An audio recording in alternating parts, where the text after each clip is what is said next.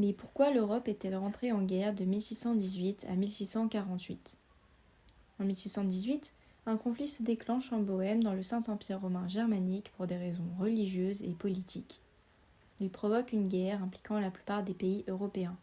Elle dévaste les principautés du Saint-Empire pendant 3 décennies et coûte la vie à environ 3 millions de personnes. L'Europe en est fortement transformée. Dans un premier temps, nous parlerons des causes et du déclenchement du conflit. Puis dans un second temps, nous verrons les conséquences et la restructuration de l'Europe.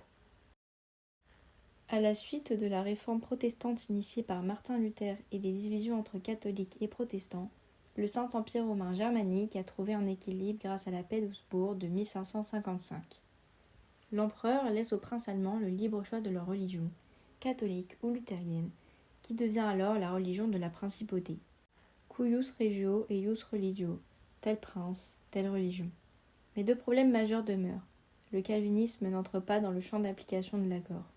De plus, la question de la propriété des biens du clergé est un sujet de conflit. Ferdinand II de Habsbourg, nouveau roi de Bohême et futur successeur de l'empereur, mène une politique favorable au catholicisme qui ne respecte pas les libertés religieuses des princes protestants. Le 23 mai 1618, ceux-ci réunis au château de Prague jettent par la fenêtre les représentants du roi. Ensuite, les nobles de Bohême destituent le roi Ferdinand et le remplacent par Frédéric V du Palatinat, un protestant. Le conflit militaire commence avec d'un côté les forces autrichiennes des Habsbourg, de l'autre les protestants de Bohême et du Palatinat. Grâce à sa victoire lors de la bataille de la Montagne Blanche, Ferdinand a entrepris la reconquête catholique de la Bohême par la force. Cette politique entraîne l'extension de la guerre dans le reste de l'Empire, puis à l'extérieur lorsque le roi Christian IV de Danemark décide en 1625 de venir au secours des protestants. Face au succès militaire de l'empereur, le roi de Suède, Gustave Adolphe, protestant, intervient à son tour à partir de 1629 pour protéger ses corps et légionnaires, mais aussi pour agrandir son territoire le long de la mer Baltique. La France catholique soutient financièrement la Suède.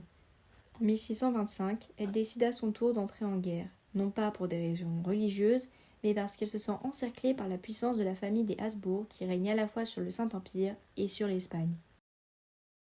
Cette guerre qui dure a un coût. Elle épuise les ressources militaires comme les ressources financières. Les pays allemands sont ruinés.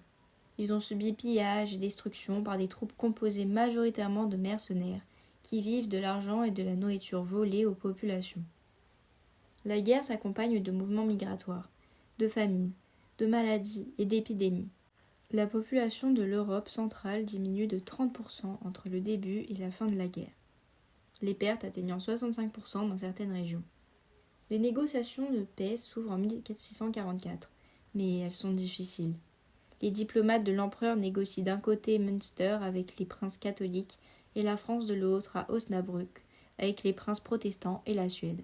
4 ans plus tard, les belligérants parviennent à signer 2 traités de paix qui entrent en vigueur en octobre 1648.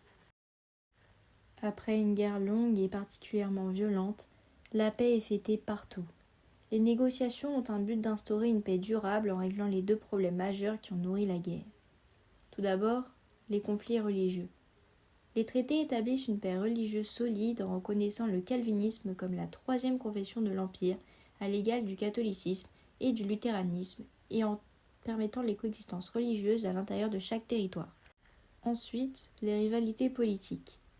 Les traités redéfinissent le fonctionnement du Saint-Empire en réduisant les pouvoirs de l'empereur et en accordant à chaque État le droit de gérer ses affaires de manière indépendante et de conclure des alliances. La France et la Suède sont les protecteurs de la paix et de la liberté des princes dans l'Empire. Les traités de Westphalie ne mettent pas fin à toutes les violences, puisqu'une guerre se poursuit entre la France et l'Espagne jusqu'en 1659. Mais ils sont une victoire de la diplomatie qui, en associant tous les États aux négociations, réussit à créer une sorte d'équilibre. Un équilibre à l'intérieur du Saint-Empire, mais aussi un équilibre européen. Le système westphalien cherche à garantir l'Europe contre toute tentative hégémonique. Malgré tout, certains historiens restent persuadés que le climat a joué un rôle très important, voire majeur, dans cette guerre.